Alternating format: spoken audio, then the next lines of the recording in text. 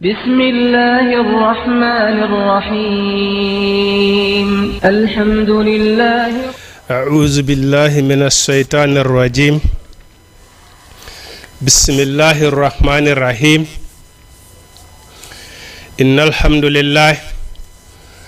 نحمده ونستعين ونستغفره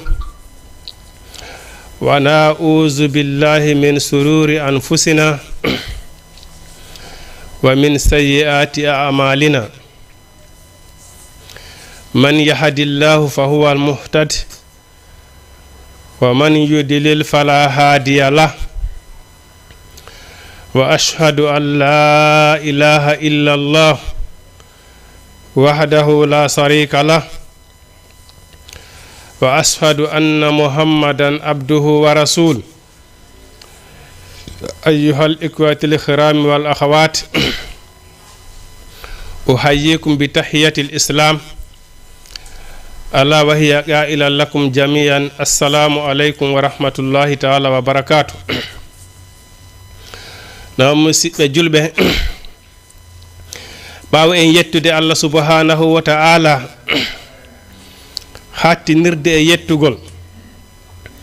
hiɗen yettamo kanko Allah subhanahu wa ta'ala hiɗen mawninamo hatti nirde e mawnugol ɓawa ɗum hiɗen du'ano oɗo nelaɗo meɗen Muhammadu sallallahu alayhi wa sallama yo Allah subhanahu wa ta'ala ɓeydi yurmede e maɓɓe hisinaɓe kamɓe ɓe nguureji maɓɓe e kala jokkuɗo ko nelaɗo jokki kon ha darangal dari ɓawa ɗon toujours no andintirten noon hiɗe mawlo Allah e bone pittandu wonkiji meɗen ɗen andi kanko Allah subhanahu wa ta'ala o daali ka deftere makko teddunde ba'da a'udhu billahi minash shaitanir rajim inna nafsa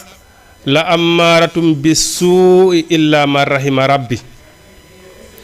ɗum ɗo hino lorri ɗuɗuɓe hande ɗum ɗo hino lorri en ko heewi surtout noon enen wiɓe ko julɓe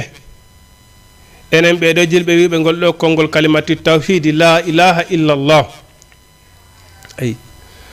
andi nelaɗo maki kala wiwɗo la ilaha illallah o naatay alijanna ay mais kono no pijji ɗin fof no waɗi condition ko so tawi woni la ilaha illallah on piiji ɗuɗuɗi no heewi ɗon no suumi ɗon ay la ilaha illallah ko waɗi noon feccere dina ma kam fof no mofti ka la ilaha illallah ɗum ay ko hay e hunde ala ko rewete ay hunde ala ko ɗoftete si wona mana la ilaha illallah si julɗon wayi noon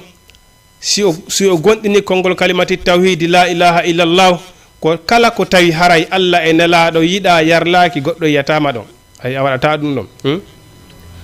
ko mbelaye Allah woni ko ɗaɓɓata kala ko wona mbelaye Allah haray haajuma ala e ɗum ɗon ko ɗum ɗon firti kalimatu tawhidi la ilaha illallah ay ko ɗum waɗi ɓeeɗa heeferaɓe arnoɓe tawi Muhammadu wona Abu Jahali en ay Abu Lahabi en ɓay Muhammadu wi nelaɗo maki ɓe innu kalimatu tawhidi la ilaha illallah ɓe inni Muhammadu enina ɓe inni si leggal fuɗi hingal ɓoyli ngal mawniri noon hingal ɓoyli woni ha ngal yoori kenkadi hingal ɓoyli no ngal foɗɗi noon woniri noon mana ka ngal woni keccal ɗo ngal ɓoylike ngal janɗiri noon ha ngal nawyi mana ngal lanni ngal yoori fima ngal lanni hingal ɓoyli ɓe inni si a wi'i a fewnay ngel ngal helay ka ngal helata Muhammadu maki siko no woniri haray ngal helay ɓe inni amenen siɗa faala terta men fewata aduna si tawni ko gokkol ɗon kalimatu tawhidi ay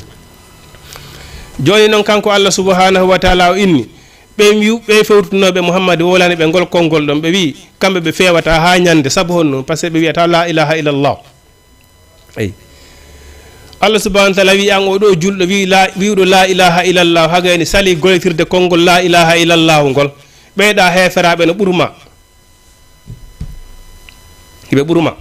ka Allah subhanahu wa ta'ala pullo fotani wo mi naati mi memali ko mi naatali ɓuri ɓenni ɓay tun kamɓe ɓe andi ɓe fewata ɓe ko la ilaha illallah wi ko ɓe waɗata ɗum ɓe ala ƴiritade koyol ngol ɓe ala wolde ɗum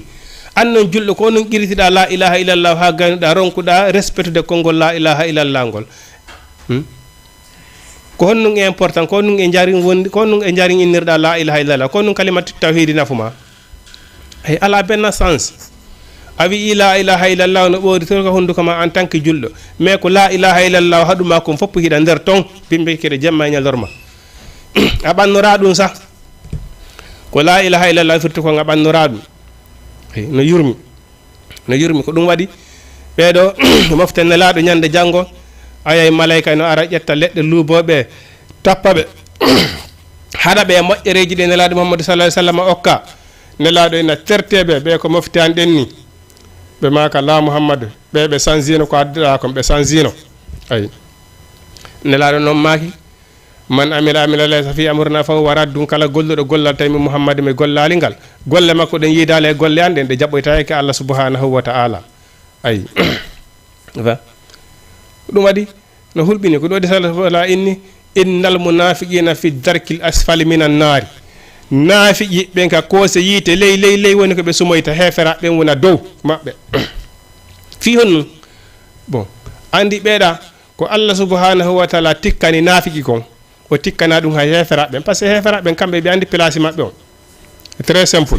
ay ndaare ɗo bandi ko woni délinquant wo ko woni délinquant wo ko woni délinquant si tawi woni autorité ɓen ɓe nangimo o ari tun o qiritike ko amadi ɗum ɗo wi ko min waɗi o qiritike bon ɓe andi place makko ɓe ƴettude tega place makko andi o fawtiniɓe bon kono a bandiru hay si tawi woni ko hande fuɗɗa wadde bandiyagal ɓe nangima a yangiɓe waɗiɓe enquête a soñjiɓe ha si ɓe yiyoyi gonga ma e hoore kara han hay si e mijoneke ma soñjugol hande kadi ɓe soñjete par ce que a yangiɓe ay a tawa oɗa ko woni délinquant o ko woni délinquant ɓe tun o reconisi gonga on a faami ɓe yombinana yo no ɓuuri an sahiɗo reconnaisside gonga on ko noon hakkude julɗo kono ko julɗo naafiqi ko noon wanimo hakkude makko e kefere on ko Allah subhanahu wa ta'ala kefere on Allah subhanahu wa ta'ala andi place makko déjà wi kanko o jaɓata ko ne gasi Allah subhanahu wa ta'ala ni gasi ɗon an en gayni miɗa andi place ma o ay ko ɓe naafiqiɓe ɓurno hay lowlude nelaɗo mouhammadou sallllahu alayhi wa sallam par ce que naafiqi ɓen ɓe arani ko nelaɗo waɗata conférence fi diina ɗon waɗata conférence fi hefera ɓen ɗo ɓe jentito ko nelaɗo wi kon ɓe yaaɓe sagitana ɗum ɗo hefera ɓen anda ko honno préparante ɓe anda pilanji nelaɗo ɗum ayi ko ɗum waɗi oɗo naafiqijo julɗo wiɗo la ilaha illallah o sali gollitirgol konngol la ilaha illallah ngol hefera ɓen hino ɓurani ɓe ɓurimo ko Allah subhanahu wa ta'ala martaba ça fait kanko ha koose yiite ley o sumoyta hefera ɓe suma senga dow makko sino tanƴina yaltugol ko yiyete ko hefera ɓe na julɗo naafiqi jon eyi ɗoni noon enen jole ɓen hannde e jari ka darten hoore meɗen hino haani ka darten hoore meɗen eyi innahu ala nafsihi basira mo kala no humpiti fi hoore mum eyi an hiɗa jiɓi min ko honno mi wayi eyi koye honno mi ñalata koye honno mi walata ko honno mi wayi par ce que banu adama ɓeni banu adama ko niwre koko feeñe makko kon annduɗa ko feññinanma ko ɗum annduɗa a anda ko soomi ton kon ay ko Allah subhanahu wa ta'ala andi ko soomi e nder wonkiji kon ayi kono noon neɗɗon kanko mo humpiti hoore makko kono neɗɗo fof neɗɗo hino dowa dartude hoore muɗum innahu ala nafsihi basira eyi no kala no hani jooɗade tasko hakkude mum e Allah subhanahu wa ta'ala anda ko honto woni place mum e kaɗo dinal islam julɗon an a wata inde koko faalaɗa ko faalaɗa o yahata koko faalaɗa o ñamata koko faalaɗa o wowlata a waye eyi ko waɗi sabaɓe beelannake no mamadou ɓeni mouhammadou goɗɗo hino nangitoroye ñande janggo konngol ngol o wowli ay nelaɗo maki esse ɓeɗo esse jimɓe ɓen malayka ɓen suƴƴitore e guesce maɓɓe ɗen ka yiite jahannama sina saabu konnguɗi ɗi ɓe wowli ɗin ay nelaɗo maki ngol ɗo ngal ɗo ɗengal mako ngal piyori wonande man o neɗɗo si a rentaki ngal ñamete ay ko waɗi neɗɗo on si o woni wowlo konnguɗi bonɗi alfahsay ay wal kalamil gabi konnguɗi bonɗi ay ɗum ɗo fof andaɗa makko windete ɗum par ce que ala o e konngol sina malayka ɓe winda woni ko moƴƴol woni ko bongol ay jonnon neɗɗo on si tawi woni a ngelane bimbi hakkikiɗe ko kalamil gabi ay konnguɗi bonɗi ko ɗum hebbini ɗere golli maɗi jahe ñande janngo ka moƴƴe pesotoɗen tawata ko konngudi bonɗi konnaji ɗi wolaniɗa yimɓe hasugol yimɓe ndaare hannde hasidiro mo kala ko ka bonnata inde goɗɗo o ko ɗon eyi nelaɗo maki goɗɗo haysi tawi woni ko wondi kon haysi tawi woni hara ko woluɗamo kon himo wondi e muɗum ko jikku makko nelaɗo maki wota wolu ɗum wota bonnumo inde eyi exemple goɗɗo siko jeenowo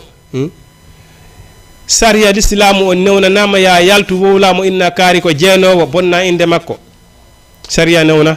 siko wujjowo siko fenowo sariya newna ya yaltu bonna inde makko e aduna o kaari on ko wujjowo ko yarɗa o bonna inde makko la déjà si a moytaki ɗa wawi heɓude bakkatu ɓurimo ayi tabaraka on bakkatu ko wonɗamo e bonude inde ɗon ɗum ɗon hino ɓuuri wonde dangereux di kama ko wujjata ko ma ko jeenata kon ayi sariya on noon hino wi'i ya noddumo an tun kanko tun wajjoɗamo wattamo e feere si o jaɓi alhamdoulillahi rabbil alamin so jaɓaɗi sariya newna ya yaltu bonnamo inde ayi kono ndaare hande ko fewndi ayi sabu ne nelaɗo maki ko boni perduɗo yawmal qiyama ko aroyno o tawi hino juuli hino itti sadaka hino janggi kono himo arno himo bonni inde goɗɗo e himo ñawno goɗɗo walla himo wujjunomo walla himo fenuno e hoore makko walla himo piinomo walla himo wonno saabu jawdi makko boni ko tata siga ɗin ɗon piiji c'est normal si a darike ɗo ka réseaux sociaux a yenni goɗɗo ay ɓay tun hiɗa heeɗe milliers de personnes hino darudema a darike ɗo a yenni goɗɗo a darike ɗo a bonni inde goɗɗo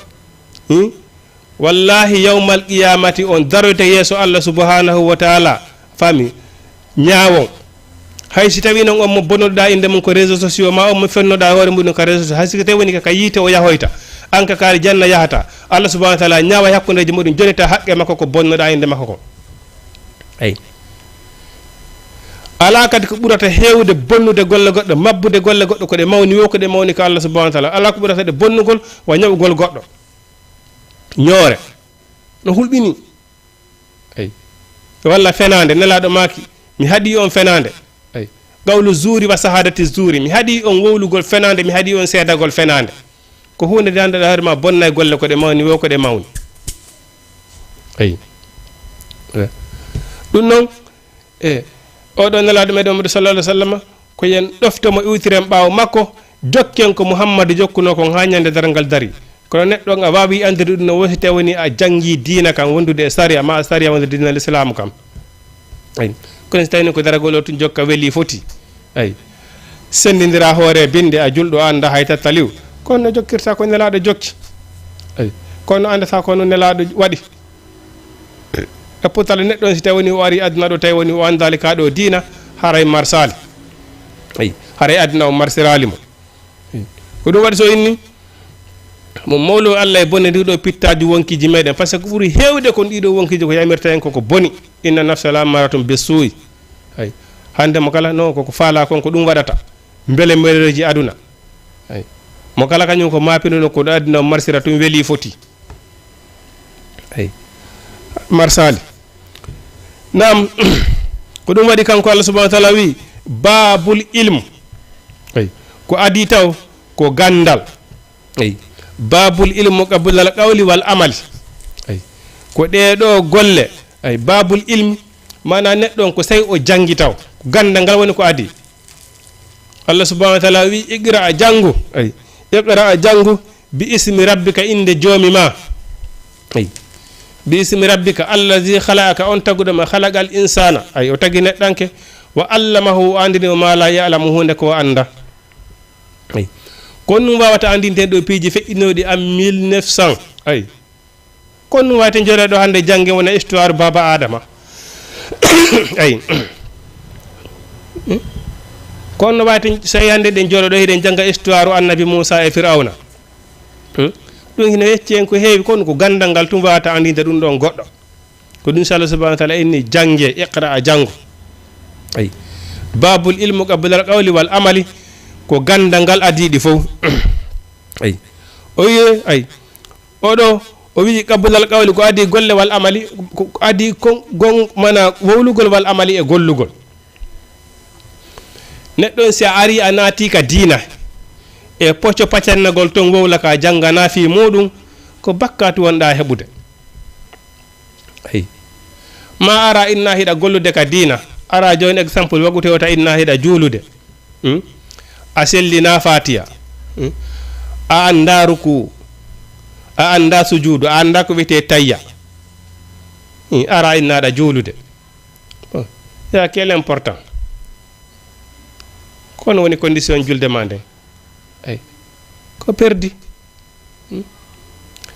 a jangay taw sellina fatiya janga qur'ana ay yer wo ko ne wari may qur'ana on kattoɗa a bete kay tawni ko juju amma ɗanna ɗum ɗon ay hara siya jangi fatiya selluɗa wawa heɓdasi ko simmage tati ko jullira tegga e hoore fatiya o sellina ruku sellina sujudu sellina tayya ay sellina baqiyatu salihati julde ma nde wawa sellude ko wona noon e dewe ɗen fof par ce que dewe ɗen ene woodi hino ɗon korka e hino ɗon hajju e ko woytata goɗɗigo e goɗɗigo no heewi ɗi sifatako ala kulli haalin kala wo dewal ngal goɗɗo gollata ka l'islam bala nde ɗa ara wowlataw ma bala nde ɗa golla a janggay taw ko ɗum ɗon addi ay wad dalil seede muɗum qawluhu ta'ala kanko Allah subhanahu wa ta'ala wi fa'alamu andu an oɗo neɗɗo an oɗo banu adama andu la ilaha ala wo reweteɗo e gonga ay hay si tawi woni rewetede go hino wodi a wara ɗin ɗon ko fenanda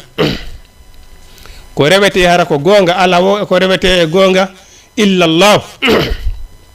sina Allah subhanahu wa ta'ala ay ko Allah subhanahu wa ta'ala to rewete e hoore gonga nafa rewɗo on lorra kadi mo rewali on ay sa yi neɗɗo hino daroɗo wandanɗa hoore ma pijji ɗin aduna yankoji ɗin 9 ay hino jaramma ay si tawni ko fi aduna o fino aduna on marsira hiɗa wakkili daragal o hunde den 24 heures sur 24 ay kono noon dewal ko fotata ko ƴettata hay minute aji ɗum ɗon a wakkilaki daranagol ɗum ɗon ay a wakkilaki ɗum lorrata Allah subhanahu wa ta'ala hay e hunde kanko Allah subhanahu wa ta'ala o wi taggore nden fof si hawtiti rewimo ɗum ɓeydata illa makko ngon hay fos si fof kadi hawtiti yeddimo ɗum ɓeydata e Allah subhanahu wa ta'ala hay e hunde ay hiɗon andi en yewtino émission men feƴƴuɗo goo e si a ndaari e wona Allah subhanahu wa ta'ala malaika ko tagi kon fof asmawji ɗin jeɗɗino ɗi fof majji ɗi heewi ɗi fof majji ɗi heewi koyete malaika ɓeɗo fof ɓe subbiginanto Allah subhanahu wa ta'ala wa yafaluna ma yu'maruna wala ya'suna Allah wa yafaluna ma yu'maruna ay malaika e banu adama yaɓɓodirta few ɗuɗude ɓeɗo fof hino rewdi Allah subhanahu wa ta'ala ɓe layyidude Allah subhanahu wa ta'ala ay Allah subhanahu wa ta'ala ini enen ɗo si tawini en yeddimo banu adama si sali ko rewde Allah subhanahu wa ta'ala ɗum nafa ɗum lorotamo hay e hunde ndi leydi ndi wonɗen e hoore muɗum hinde subbinanade Allah subhanahu wa ta'ala mummunteji ɗin beyi e baali e gerto e ko waytata siga ɗiɗo piiji e ɗeɗo leɗɗe e ɗiɗo colli mummunteji ɗin fof hino subbinanade Allah subhanahu wa ta'ala ɗeɗo kaaƴe ɗin ɗo fof hino subbinanade Allah subhanahu wa ta'ala ay ko nan oɗo banu adama si a subbiginanaki Allah subhanahu wa ta'ala ɗum lorata Allah subhanahu wa ta'ala hay e hunde ay ko an oɗo neɗɗo ko ɗum ko al lorrata ay sabu no wi fa imma ya'tiyannakum minni hudan faman tabi'a hudaya fala khawfun alayhim wala hum yahzanun peewal an ngam min Allah subhanahu wa ta'ala si ngal ari e moɗon kala jokkuɗo peewal an ngal kulol ala e dow makko ay honto woni kulol ngol ñande malakul mawti ari fuggamma hay si tawi woni gardikolu temeɗɗe hino huɓuma ay malakal malaytu ara e ɗon feera ɗon feera gardikolu ɓeɗen ɓe fof maɓɓe ara ha daro yeeso ma hara ko an tun reeni malakal mawti an e makko waɗon face à face o wiya hande mi ara ni wonkimaki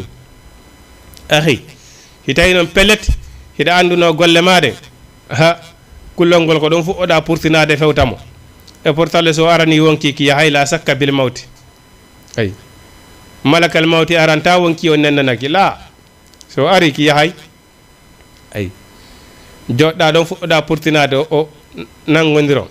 o sorta wonki kin o fuɗɗora ka koyɗi kolle o pooɗa wonki kin ha ka tellement que wonki banu adama andi pour le fouta wonki banu adama no ɓisi ɗum ko ɗon woniri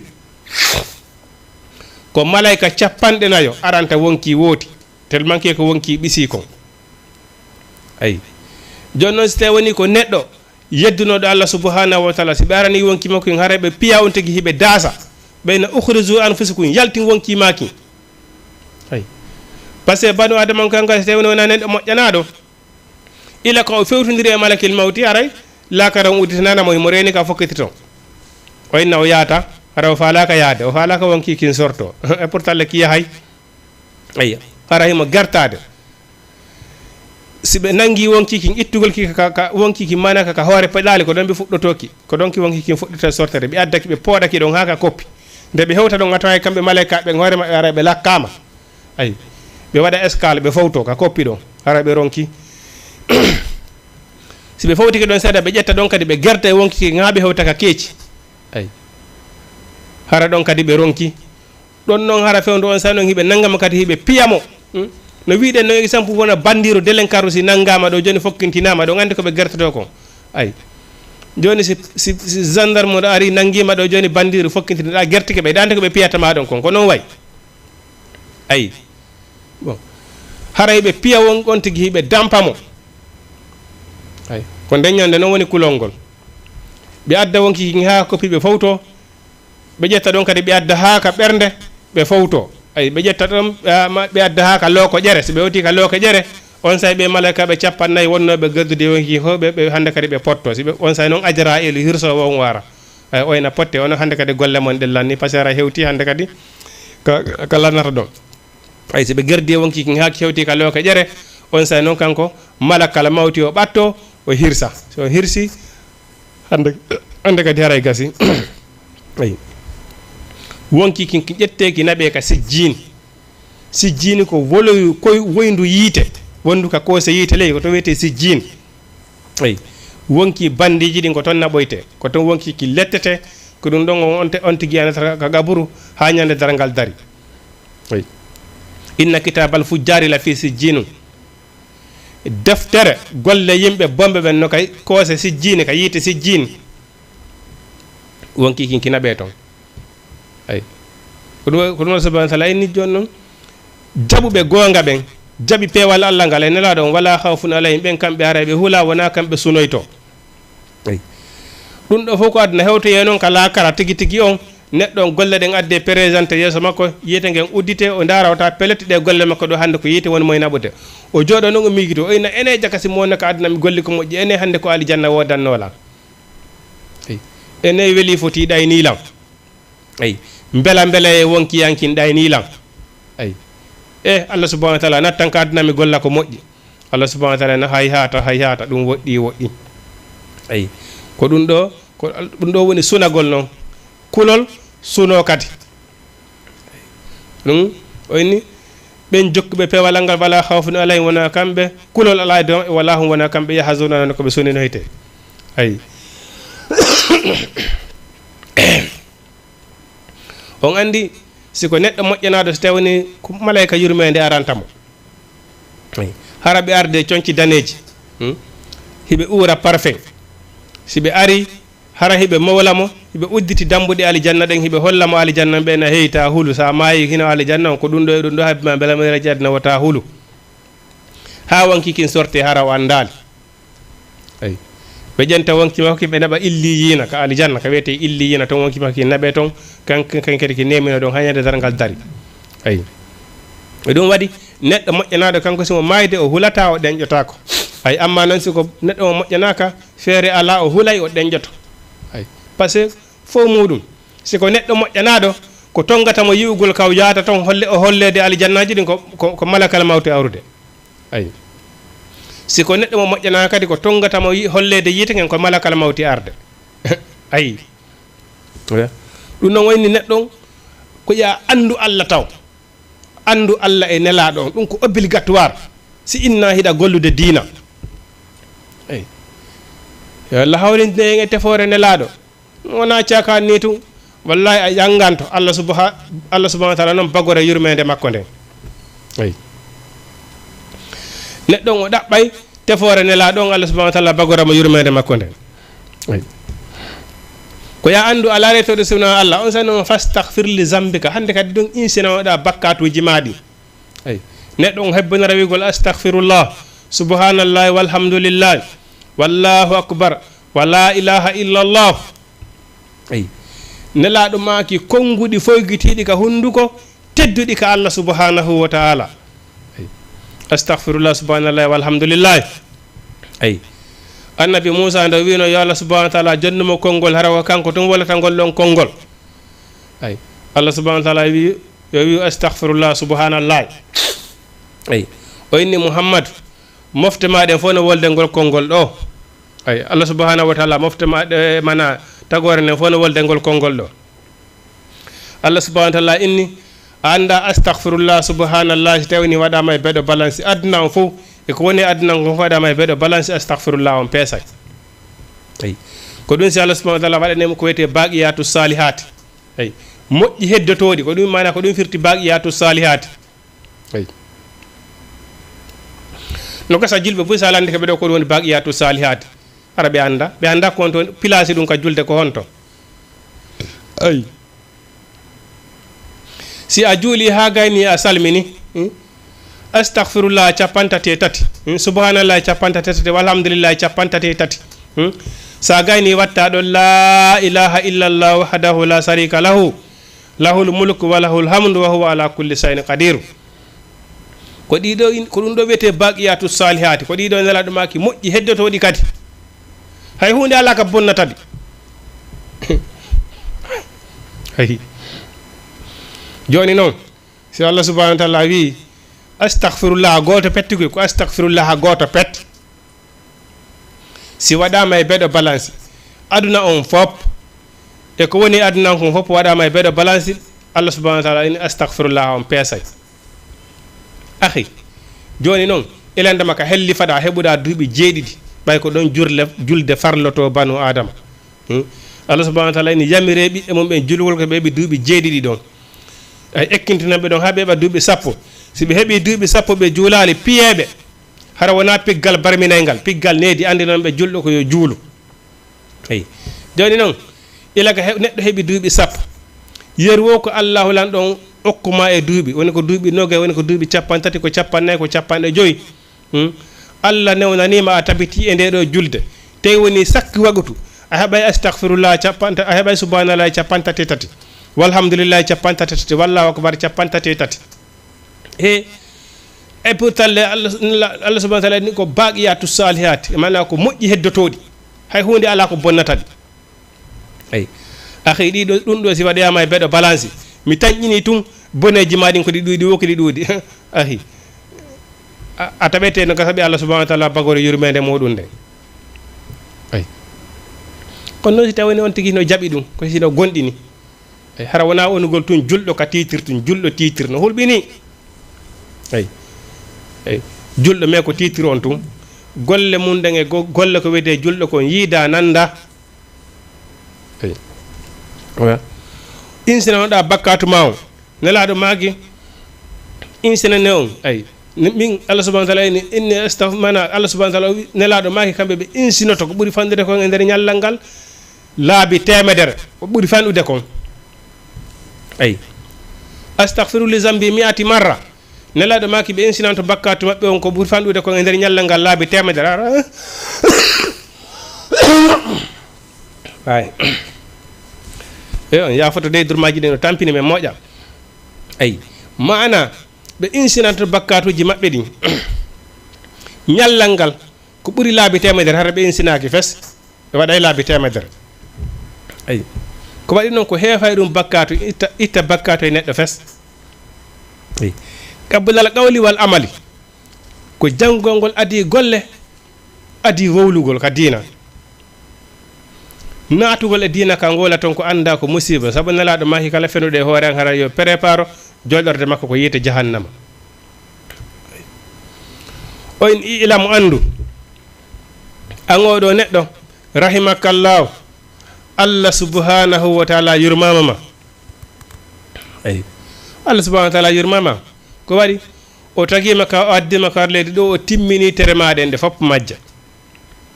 Ay o arsikima, ay o waɗanima noppi, o waɗanima gite, o okkima cellal. Wodi ko haɗo o wiya ma khalaqtul jinni wal insi illa liya'buduni, mi taggirali on sina fiyo rewa. O waɗanma ɗiɗo fo tawi fiyakuji aduna yanko ɗin fopp yiɗa wakkili dogangol 24/24 a ronkata, mais diina ko Allah wirma ko wiɗa ɗum ɗon jamais an hakkitandema ala e ɗum.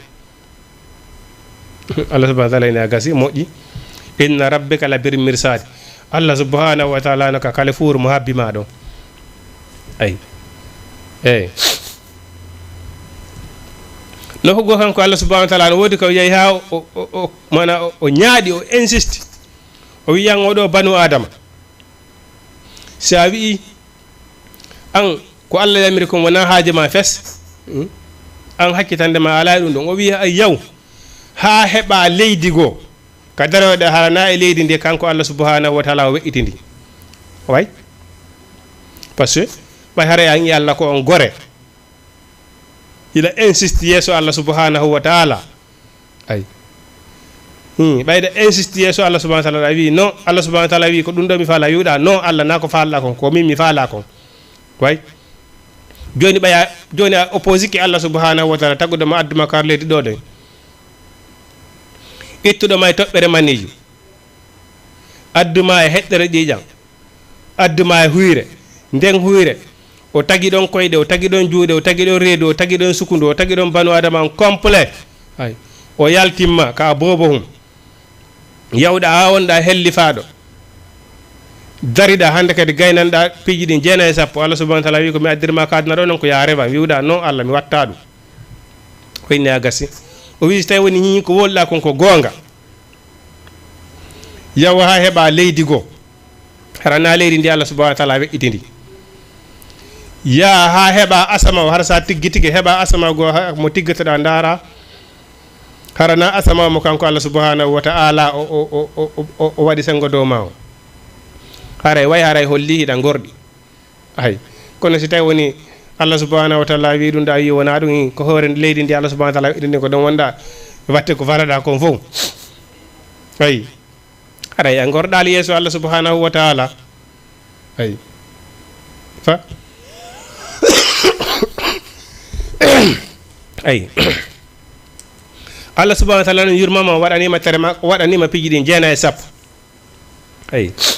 eɗen andi kanko annabi Ibrahima nde yawno o mahi suudu Kaaba Makka, fewni ko yeyi Makka hari Makka e hunde ala ɗon ko boowal laaɓangal ko Sahara. ay o inni Allah ɓe yimɓe ndi leydi ɗo ay okkuɓe dinɗe leɗɗe, okkuɓe ñameteji, kala gonɗinɗo jeyaɗe man amana men hunu, kala gonɗinɗo. kanko Allah subhanahu wa ta'ala wini man kafara, Allah subhanahu wa ta'ala ni min haymo yeddilam fa umattihu qalila, mi dakki mi tawi mo seeɗani, summa taruhu ila azabin nari, on say konko mi okkima ɗum mi nadiriyama ɗum yiite jahannama. ndaare tungo ko ɓuuri hewde ko saliɓe ɗo yeddiɓe Allah subhanahu wa ta'ala ɓen Allah subhanahu wa ta'ala jarriboreɓe ɓiɓɓe gaynuɓe haaju, ay jarriboraɓe jawdi, ɓey nanono ɓe siga ɓey nanono kamɓe tout est bien. ay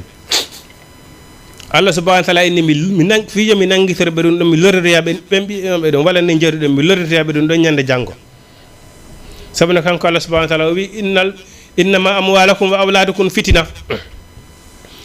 jawle mon ɗen e ɓiɓɓe mon ɗen ko fitina wonande o. so a jarriborama ɗo joni jawdi multimilliard ji a salke rewirde ɗum Allah subhanahu wa ta'ala, yaha daroyɗa yeeso Allah subhanahu wa ta'ala ñande janggo o way jawdi ma ndi ko on to ittunoɗa jawdi ndi ko nokkel kaari, ko on to finance noɗa ndi gogo si tawni ɗum kono harmi ɗaɓɓirano probléme e hoore ko harmi kon kadi finance a kadi ko harmi probléme. ay ɓiɓɓe ma ɓen heɓuɗa ɗo ɓiɓɓe jawdi no woodi, ay jokkindaɓe weeli fekti annaɓe dina ɓe ƴetti ndin jawdi ɓiɓɓe ɓe ƴetta ndin jeydi wona yeddirgol Allah subhanahu wa ta'ala bewirandi waɗira ko faala.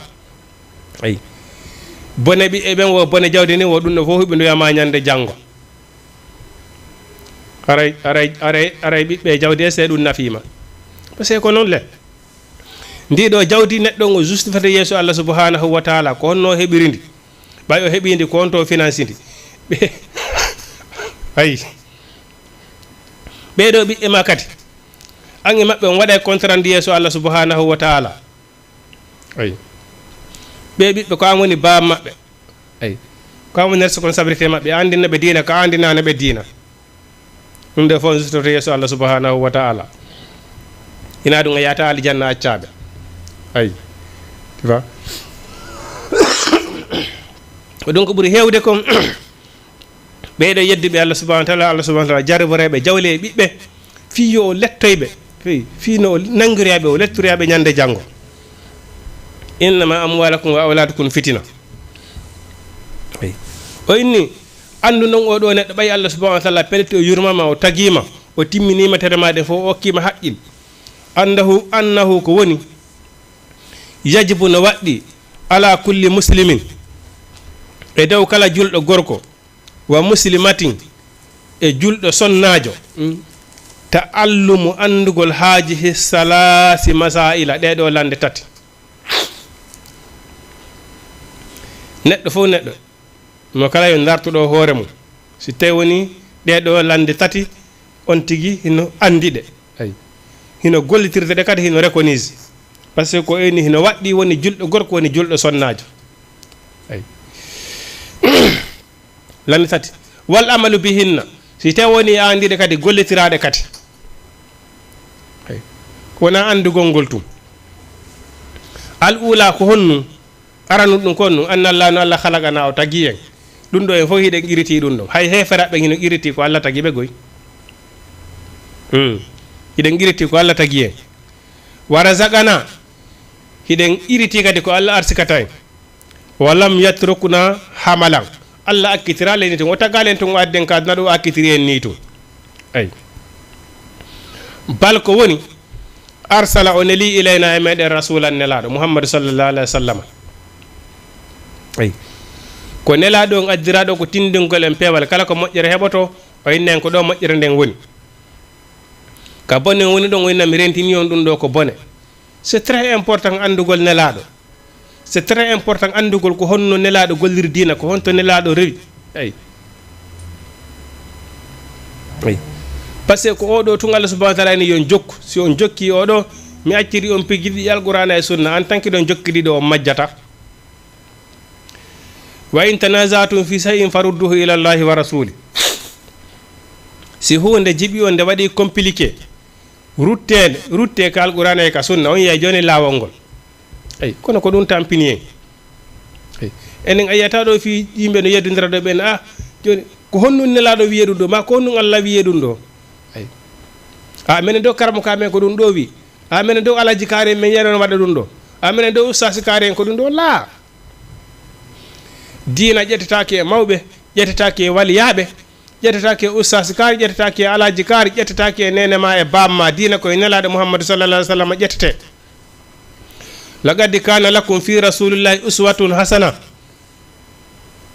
voilà koye nelaɗo tun diina ƴettete exemple ƴettete hella ka diina nelaɗo tun ayi na waliyajo wona karmakojo wona ustasijo wona alhajjijo wona nene baba voilà fa in tanazatum fi shay'in farudduhu ila Allahi wa rasuli ayi eyata hino sonkeɗo fi diina won sona ɓenna ko honno Allah e nelaɗo wi a on ɓuuro alaji kaari en alaji kaari en dow ko ni eni ko ɗum to mi wiyano alaji kaari en a ustasi kaari en la ngala ka diina ayi ko nelaɗo woni ko jokkete faman ataahu kala ɗoftiɗo nelaɗo on dakhala al jannata o naata e aljanna kono wata ɗoftorde nelaɗo a anda nelaɗo a anda Muhammadu hay bihi basiran hay tattalu ayi ko ɓuri raɓɓude kon hay cortewol adagol cippinede nelaɗo ngol a anda ayi sa moytaki hay ley hay jibinɗo nelaɗo on a anda ay hay inde makko timmude a anda ay Muhammad bun Abdullah abdoullahi bun hasim ay hay e hunde bihi basiran ko anduɗa e mouhammadou ala kono wata jokkirde mouhammadou ay kala ɗoftiɗo nelaɗo dakala janata nata aljana wa man asaw kala yedduɗo nelaɗo dakala nara o nata yiite joni noon neɗɗo on wallahi sa anda dina kan a maratata ko wota yeddu wota woppu c'est normal sa andal dina kan a mara on solution wota woppu ta woppu lawol ngol par ce que a jokkay ɗo piiji wartuɗa e majji jokkaɗi hara alqur'ana e sunna recognisaɗi ko si a faami dina kan tum watama tegude hoore lawol ngol anda ko ɗum ɗo Allah faala anda ko ɗum ɗo nelaɗo faala mais si a janga feere a lawo pay lawol ngol par ce que ay falɗa wadde anda ɓay anda on to rewrata ay waddalilu qawluhu taala kanko Allah subhanahu wa taala wi inna ne menen arsalna min neli ilaykum e moɗon rasulan nelaɗo wa man asaw kala yedduɗo nelaɗo on dakalan nara o naata yiite ay kay waddalilu qawluhu taala inna ne menen arsalna min neli ilaykum e moɗon rasulan nelaɗo sahidan nelaɗo seedite to alaykum e dow moɗon kama arsalna wonna men nelira noon ila fir'auna faade fir'auna rasulan nelaɗo fa asa fir'auna rasula fir'auna yeddi nelaɗo annabi Musa fa akhadna akhzan wabila ay hiɗen andi annabi Musa e fir'auna nde fir'auna yedduno annabi Musa en fof en yiwno battane fir'auna ɗen ay enen noon mofte nelaɗo piiji buy muhammadu sallallahu alayhi wa sallama ɓay o ƴentinama ko asamaw o holloyama yiite ngen o holloyama aljanna on o yii lette wonɗe ka yiite ɗen o torino ɗon Allah o wi Allah o yi moftaji aran ɗin no halkirano o wi Allah mi torikema woda a halkire mofti anne woni no halkirɗa ɗi moftaji aran ɗi noon Allah subhanahu wa taala inni gasi mi jaɓanima an Muhammadu a torota ko lan ko mi ronkuma jaɓande ay o inni kono mofte maɗen kala yedduɗo lan o sali tubude ha mayde nden tawimo e hoore ɗum ɗon so ari lakara ɗo mi nanguimo intervention ala geddo Allah si Allah subhanahu wa taala nangoyimo ñande janggo Muhammadu e jaɓanede ka Allah subhanahu wa taala Muhammadu yirede ka Allah subhanahu wa taala o wata waɗanoyde yen neɗɗo yedduɗo Allah subhanahu wa taala intervention ñande janggo ayi kanko Allah subhanahu wa taala o wi ɗon kadi honno o wi Muhammadu kadi mi halkirta mofte maɗe wonde mi halkirno moftaji arani ɗi ko wonni kono surtout si woni ka fende mondu ka aduna o lannata ɗon ko ɓuri heewde ko e mofte maɗe nde e maaya wo ko accident ji ay yimɓe temeɗɗe hawtodira fof maaya nde wotere ko accident ji ay mana catastrophe ji ay avion je uno yimɓe maaya walla ndiyan naata e saare ndiyan yimɓe maaya bon accident ji dal ay ko ɗum mi hawtodira yimɓe gulude mi waraɓe ɗen fof nde wotere ndaare tum ɓawɗo seeɗa har si goɗɗo maayi ɗo a nana ha si goɗɗo kadi maayi hande ɗo saare wotere nana tato ɓena goɗɗo maayi ɗa ɓene kaari kadi maayiɗa hande ay ma ñande be ñande goɗɗo maayi ñande be ñande nante ko goɗɗo maayi ay hara accident ji tawaka ko avion joni e unade yimɓe maaya oto joni e wadde accident ji e wonɓe organise de piiji ay yimɓe ya fotta toon maaye kontotako ɗum noon fof woni ko pijjiɗi andanɗa hoore maɗa ko tawaɗe e akhiru zaman ayi o inni mana fa asa fir'auna rasul fir'auna yeddi nelaɗo makko on fa akhazana men nanguima akhzan wabilan nangel nang mana nangirgal yagginirgal de gandi fir'auna ɓayo jokkiti annabi Musa ka maayo ɓe ari ha ɓe ukki fir'auna e mofta mum e yimɓe mum fof ɓe ukki ka ndiyam Allah subahanahu wa taala akkiti maayo ngo keɓɓiɓe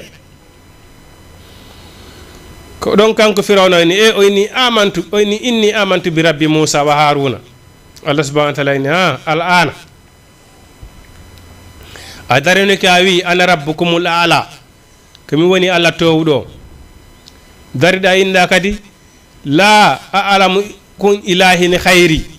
oyni oyni mi anda oɗon mari rewetede ko wona min Musa ay sino wodi rewetede ko wona min firawna min mi anda ɗum ay gitina ñande woren dangol kongol ɗon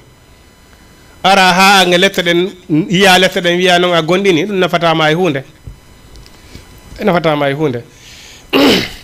ay ko ɗum Allah subhanahu wa taala wiyeteno to Muhammadu wa inni mofte maɗe mi halkirtaɓe nde mi halkirno mofte arani ɗin noon kono kala dariɗo ɗon yeddelan ha mayde nden tawima e hoore ɗum ɓay si mayde nden tawima e hoore yeddugol Allah subhanahu wa taala haray lanni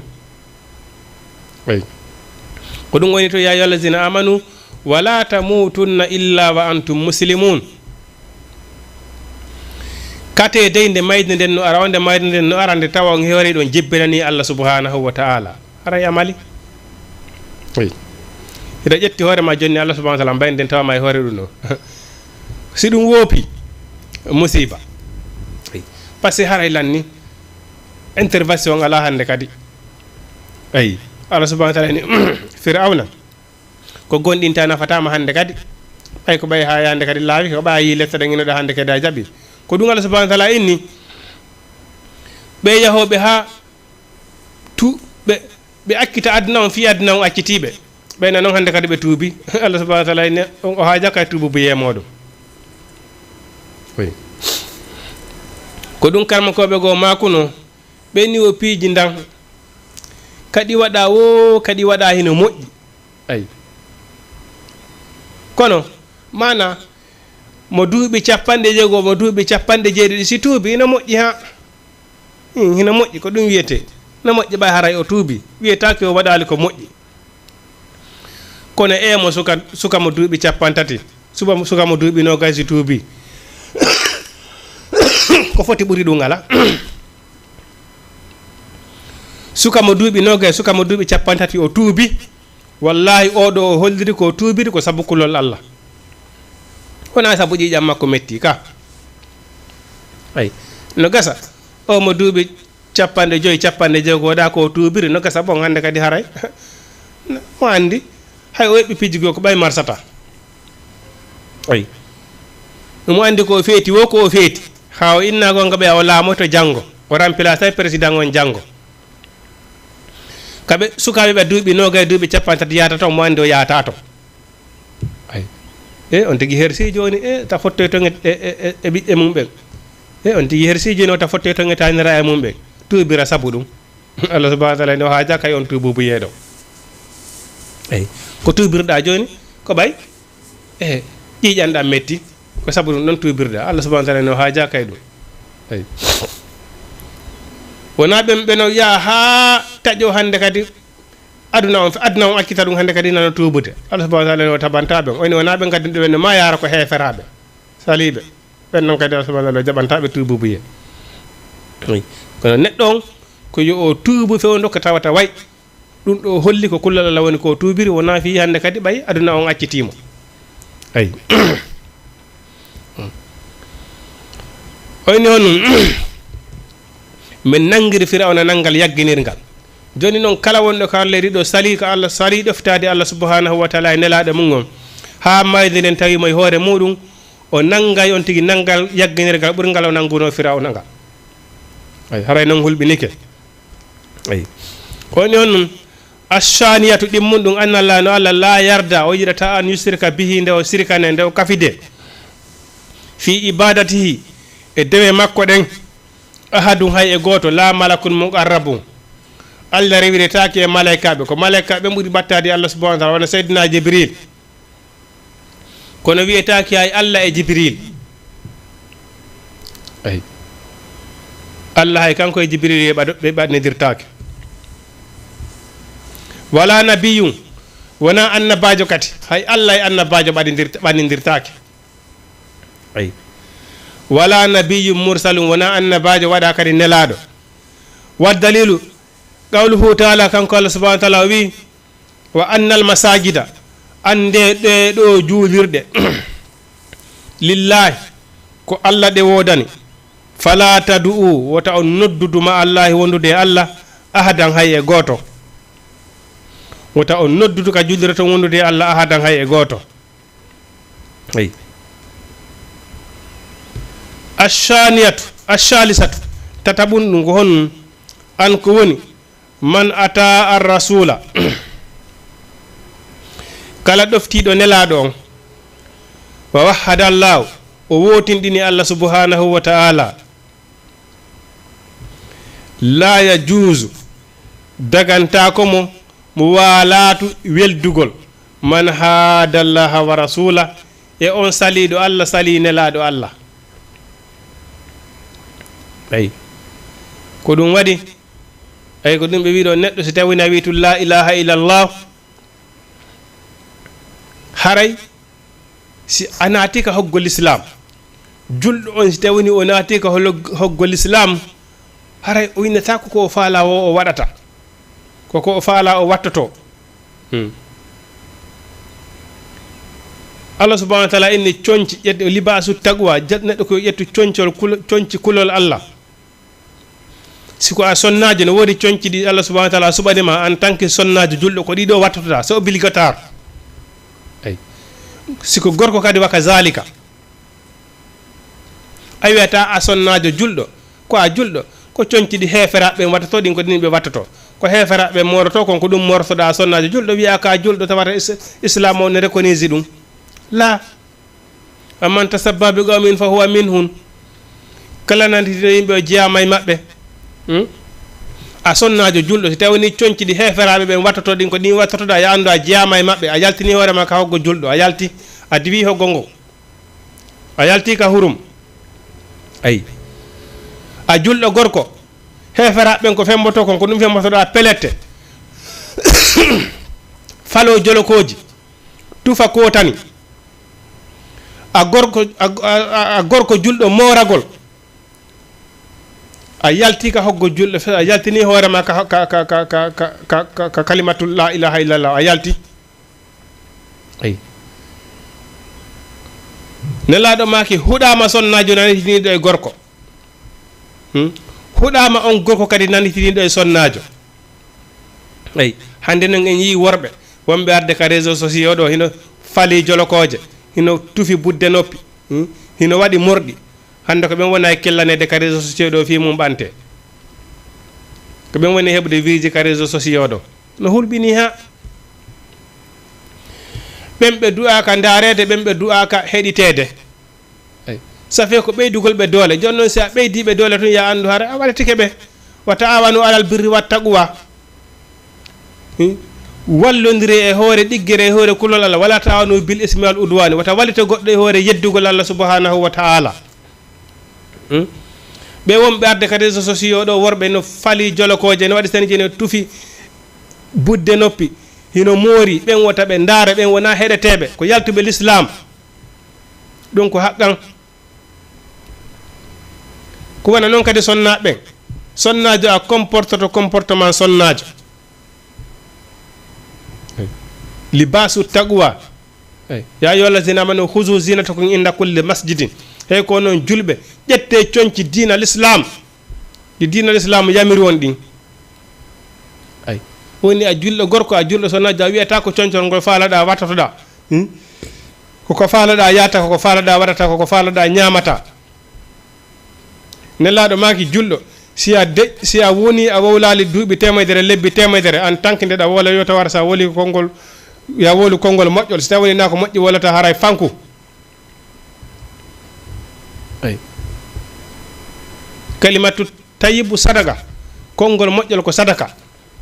ay sikkuɗa noon konngol bonngol kadi ko ɗum konngol bonngol ko musiba ay ay a tawata yimɓe gonɗinɓe Allah jaɓi nelaɗo Allah hino welda e ɓe yimɓe ɓe anndanɗa hoore maɗa no lundi Allah lundi nelaɗo Allah on ayi walaw kana aqraba qaribin ɗum noon haysi taw woni hara ko nene goto mara ko mo uriɗa reedu woturu ha oui hiɗen andi enen hiɗen konti ko urdi ɓe reedu woturu o ko ɓen woni nene goto baba goto ah way c'est normal hiɗen konti ɗum hiɗen jaɓi ɗum kadi ko noon woniri iwdi ɓe reedu wotoro ko ɓen ɗon woni musidɓe oui kono kanko Allah subhanahu wa taala o rekoni za ɗum ay ko ɗum woni ko aduna ɗo kono ko lakara to wona ɗum won toon ka lakara ko reko renasa toon ko almuminu innamal muminuna ihwa ay ko waɗi hay si tawini ka ɓiɗɗo annabajo si tawini golle maɗen wonali golle moƴƴe fi ka ɓiɗɗo annabajo ko an e feraɓe wonita place ñande janggo o landi o lando ɓiɗɗo annabi nuhu on kan'ana yo nde lette ɗen arno fuɗɗi halkude o yi ɓiɗɗo makko no yoolo o landiro Allah wini e Allah huwa laysa min ahli Allah on ɗon ko jeyaaɗo e ɓeyngure an wota lettumo Allah subhanahu wa taala wiyo ɗum woni wa laysa min ahli ka o jeyaka e ɓeyngure an par ce que golle makko ɗen ko ɓiɗɗo annabajo kono golle makko ɗen way tun o rekoni zali bam makko o kanko yeferaɓe ɓen to woni wondeta place kamɓe lettidano c'est normal ay ko ɗum waɗi nelaɗo Muhammadu sallallahu alaihi wasallam yawno Allah subhanahu wa taala wini he Muhammadu sallallahu alaihi wasallam Allah subhanahu wa taala wini hay goto natata aljanna sina say o naati mofte hay goto natata aljanna sina say mofte makko ɗen naati ay ko woni aduna ko fof e aduna ko sabu Muhammadu woni ko tagira gorol makko ngol kanko Muhammadu jiya no jiya e dariɓe raɗimo e nder Makka sali gonɗinde fes yeddimo Quraysiyankoɓe ɓen ɗum satti e makko ha mana heɓa moƴƴere faaleɗa nafadu faaleɗa sendodugal e moƴƴere nde heɓuɗa nden e famille ma on ay sabu gañanide konnego yagal ɗalaɓe ɗum ɗon haraleɗa faalanonaɓe wallahi a sunata tawi no sunimma ɗum satti e makko ha ɓitti e makko ha o faala yaltinde wonki makko ken ittaki Allah subhanahu wa taala ni Muhammadu a waɗa e doygoy la tahdi man ahabta walakinna Allah hadi man yasha a wata fewnude on mo faalata ko Allah fewnata mo faala fewnude on ay man yahdillahu fa wal muhtada man yudlil fala hadiya la kala mo Allah fewni ko woni fewdo mo Allah majjini fewno mo ala wayni Muhammadu a waɗa e hoorema doy ay ko ɗum waɗi so Muhammadu par ce que mo andi noon fi ɓen ɗon ko gorol makko ɓe salike gonga kan wona Abou Lahab en Abou Moutalib en bappira makko newɓe mo ɓe sali dina kan fes wona bappa makko newɓe mo ɓen kanko Muhammadu ɓe woni ko bappa makko mayata o ari haka sala bam makko o ini bappa makko wina o ini wi'u la ilaha illallah Muhammadu rasulullah o min ko mi wiɗɗoma ɗum ɗon ko min haysa wiyaali ɗum ɗon mi yaafi kam mi wi'tu la ilaha illallah mi fawtanoma tefore mi fawto tefanegol makko Allah subhanahu wa taala ñande janggo ay tawi heferaɓe ɗo ɗum ɓe wi hey ɓe wi ene a akkite ko tawruɗa mamira e maɓen kon jokka koko Muhammadu addi ɓe wi wota wat ɗum o sali kutti wiigol la ilaha illallah satta ɗum satti e Muhammadu ha kono kon ɗum o wawi ko bappa makko ko ɓen ne'imo kadi o wi'u la ilaha illallah to Muhammad rasulullah sa wi'ali ɗum ɗon ko min ɓiɗɗo ma on jeeyi mi fawtanike ma ɗum ɗon wi'u la ilaha illallah mi fawtanoyoma tefangol makko Allah subhanahu wa taala ñande janggo bappa makko wi waɗata ayi Allah subhanahu wa taala ni a fewnata on mo yiɗuɗa fewnugol ko Allah woni fewnowo ɗen toon yiyolel subhanahu wa taala fewnu en o fewnana en nam musidɓe julɓe en forçat woni cellal men ngal en safara moƴƴa hannde leere men on neɓata yona on wawi wadde 78 116 82 38 e heddani ken ɗo wona 5 minutes o wawa en waynodirde 78 116 82 38 ayi a tawata yimɓe gonɗinɓe Allah daɓiɓe Allah jaɓi nelaɗo Allah hino welda on yedduɗo Allah subhanahu wa taala walla kana bagare bin hay tawni ko udiɓe reedu woturu ayi oyni ko on no waɗi ay waaduna mahde lawre wala kana aba on hay te woni hara ko baba en ma ay fewndo jihad goɗɗo goo o wontirino ka julɓe ɓen ɓiɗɗon wontirino ka julɓe ɓen babaji on wontiri ka heferaɓe ɓen ay tellement que baba on e ɓiɗɗo on fotti ka jihad ay ɓiɗɗo on woni saabu ɓiɗɗo on taƴi leggal dande baba muɗum ngal ha way ko guerre par ce que ɓe bokka e hunde hannde kadi kamɓe ɓe bokka e hunde way ko bammakko kono ɓay bammakko tun wontiri ka heferaɓe ɓen kankadi o wontiri ka jire ɓen ɓe fotti ka jihaade o taƴi leggal dande bammakko ngal par ce que ko fiyon ɓe bokka hunde hannde kadi ɓe séparino hannde par ce que ɓe bokka diina ɓaytum ɓe bokka diina c'est fini eyo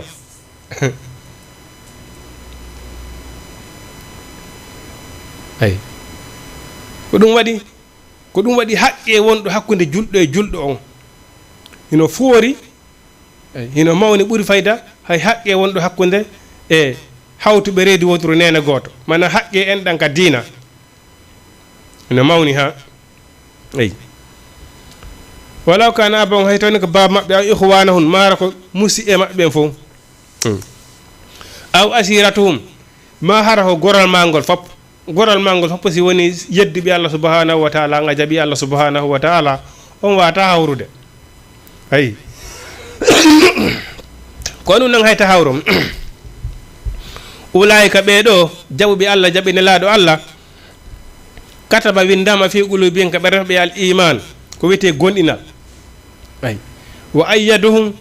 Allah subhanahu wa taala sembiniriɓe bi ruhil qudus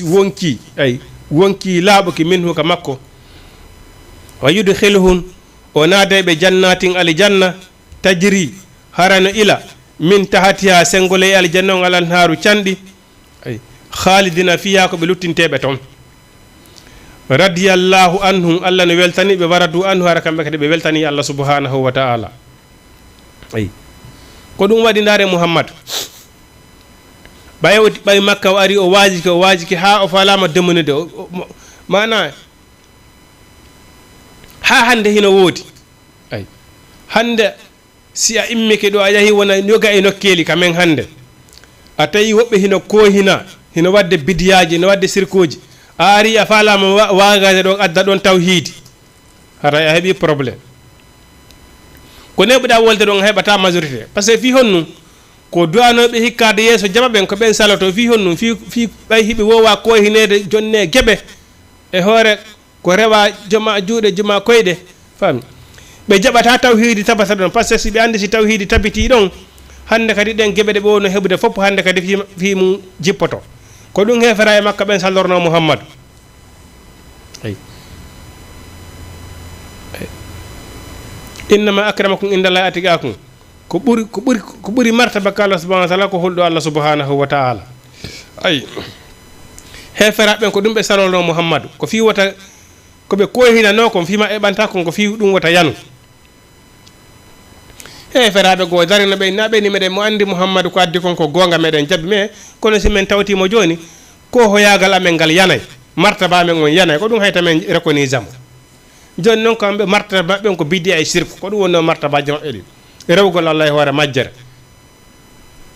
ayi joni noon ɓeɗo ɓay toon hiɓe andi pellet si ɓe jaaɓi Allah ɓe jaaɓi nelaɗo Allah hino weltaniɓe Allah hino maraniɓe ko wiyete alijanna kon goral ma engol fof si woni yeddiɓe Allah subhanahu wa taala kamɓe haaji maɓɓe ala e ɗum ɗon par ce que radiyallahu anhum ɓe weltani Allah no weltaniɓe ulayka ɓeɗo hisiballahi kamɓe woni fedde Allah nden ala faame inna hasiballahi fedde Allah nden humul muflihuna ko ɓen woni maleteɓe ay ko satti fedde Allah nden ko ɓen ɗon foloyta eyyi poggal ngal ko jule ɓen sakkitoroyta polgal ngal inchallahu rabbi aduna e lakara eyi aduna ɗo satte tun julɗo soñitoɗo tun kono inchallahu rabbi ko jule ɓen sakkitoroyta polgal ngal ayi aduna ɗo wo lakara wo nam musidɓe julɓe hande hiɗen wawi darade ɗo inchallahu e ha aljuma aroyowo siko ɗum Allah subhanahu wa taala newni yo Allah newnu ɗum hara ɗo yontere hande ko ɗum kadi woni ko hilniɗen tawna en ha yeeso toon huura en ko nafata en danda en kala ko lorata en okkora en barke mo men e barke karam ko meɗen danda en Allah wata danda en kata e kasara danda en sabu gaño danda en bone iblisa den tori Allah subhanahu wa ta'ala kala mo Allah libi ko sattore muɗum yo Allah ittu kala sokaɗo mara yo Allah subhanahu wa ta'ala yaltin on tigi noon ɓe fof yo Allah subhanahu wa ta'ala yaafoɓe faati ɓe fof yo Allah subhanahu wa ta'ala yurmaɓe yarloɓe yafaraɓe sabu nelaɗo meɗen Muhammad sallallahu alayhi wa sallam ene luttuɓe wurde karlede ɗe ɓen de Allah subhanahu wa ta'ala no ƴettita en o taala mo yiɗi en yarli en so ƴettita en yo Allah subhanahu wa ta'ala fewnu en fewnana en kadi ɓe nguureji meɗen ɗin en tori Allah subhanahu wa ta'ala yo Allah ɓuttinan en ka meɗen yo Allah ɓuttinan en ko meɗen yo Allah lan ɗon waɗu en population yurmodirayɓe yo Allah waɗi en population yurmodirayɓe yiɗanɓe hoore muɗum ko yiɗande musidɗo mum kon sabu no faamen hunde wotere Allah subhanahu wa ta'ala o wini si tawi woni mofte woni ɓe yurmodira pays si woni ɓe yurmodira yimɓe leydi si tawi woni ɓe yurmodira ko lamɓe bandi Allah wurtata e hoore maɓɓe en jaɓay ɗum nde lanɗo moƴƴo no heɓa wo ko population moƴƴo heɓoto si population moƴƴo heɓaki wallahi lanɗo moƴƴo heɓotako ay si lanɗo bonɗo heeɓi ke kadi noon ɗum ko soñdia population ay bon mi tan ini tun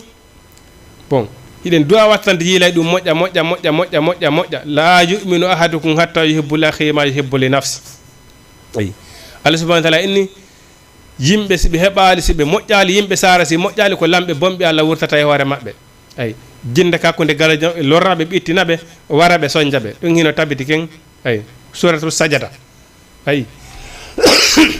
eno yalla moƴƴin fi meɗen okkora en moƴƴina fi meɗen okkora en lamɓe fewɓe ɓuttinana en ka meɗen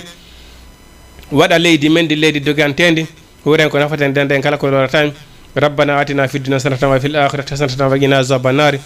ربنا آتنا من أزواجنا وذرياتنا قرة أعين واجعلنا للمتقين إماما إن الله ملائكته يصلون على النبي يا أيها الذين آمنوا صلوا عليه وسلموا تسليما أقول قولي هذا أستغفر الله لي ولكم